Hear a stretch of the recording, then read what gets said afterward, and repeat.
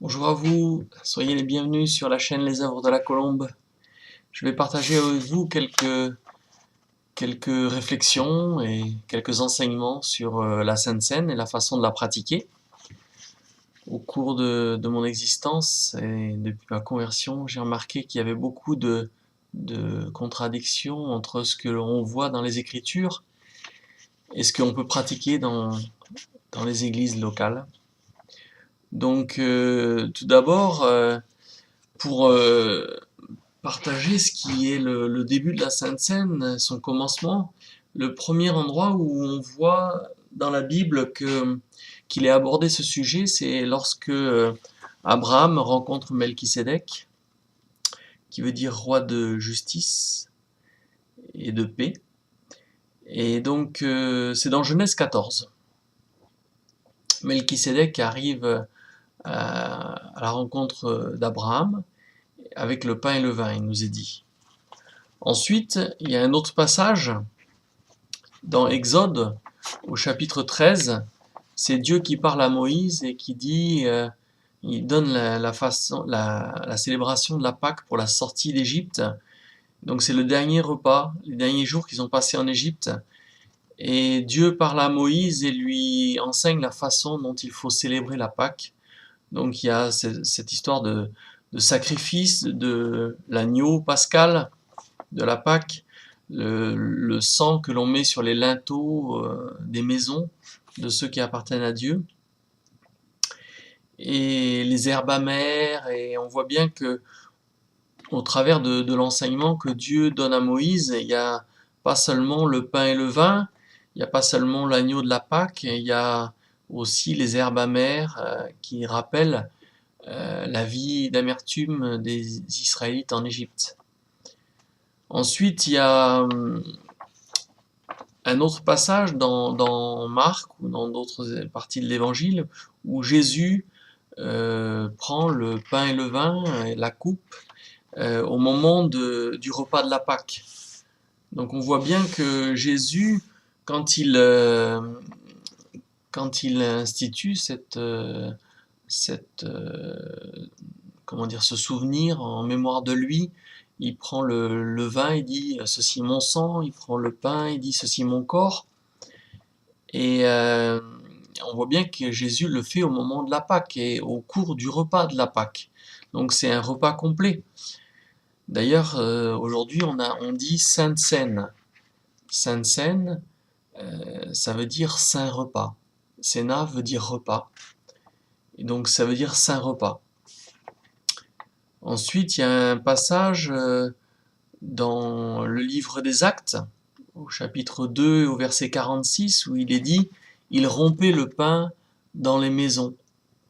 Le fait de rompre le pain ici nous rappelle clairement le fait de se souvenir du sacrifice de Jésus, et quand c'est en mémoire de ce que Jésus a fait, puisque quand Jésus a pris le pain, il l'a rompu, et il a dit « Prenez-en tous, ceci est mon corps, mangez, ceci est mon corps qui est sacrifié pour vous ». Ensuite, il y a d'autres passages qui nous parlent de la Sainte Seine, et principalement dans 1 Corinthiens au chapitre 11, du verset 20 au verset 34. Et là, l'apôtre Paul nous rappelle quels sont les différents moments de la Sainte Seine.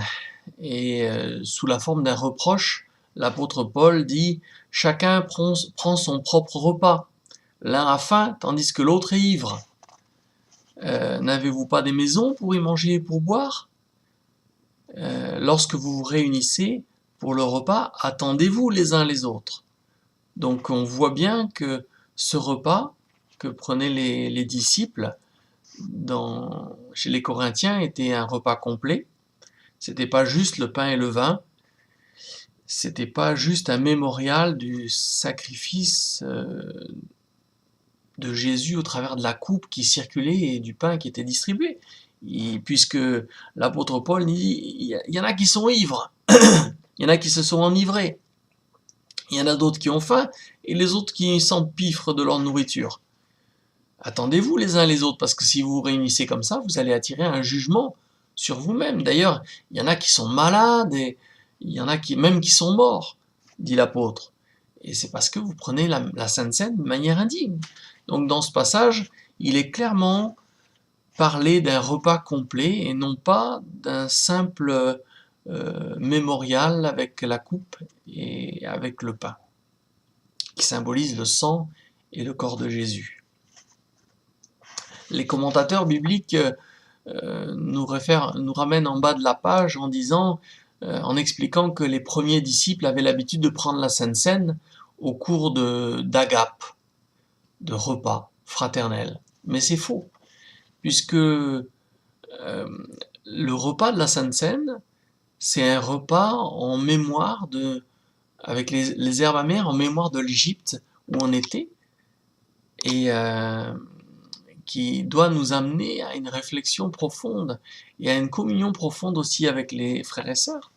C'est pas seulement le fait de manger et de boire, puisque l'apôtre Paul dit, il s'agissait que de manger et de boire, est-ce que vous n'avez pas des maisons pour le faire?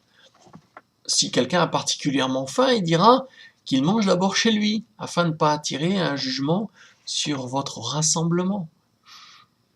Donc on voit très bien, très clairement, que la Sainte Seine telle qu'elle est pratiquée aujourd'hui dans les églises, juste le pain et le vin, n'est pas la Sainte Seine biblique.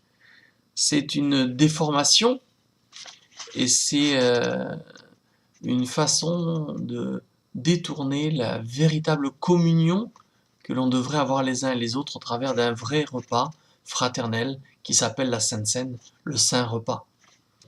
Jésus d'ailleurs a partagé le repas de la Pâque, et le repas de la Pâque, c'était pas un repas pour s'empiffrer, c'était un repas où chaque chose avait une symbolique particulière, et Jésus, au cours de ce repas de Pâques, prend le pain, prend le vin, fait circuler la coupe et il distribue le pain en disant « Ceci est mon corps, ceci est mon sang ».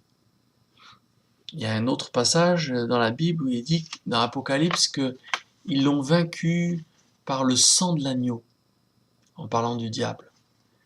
Donc il y a il y a plus qu'une histoire symbolique, il y a aussi une véritable communion, puisque si c'était juste une histoire de symbole, l'apôtre Paul ne dirait pas qu'il y a des gens qui sont malades et qu'il y en a même qui sont morts.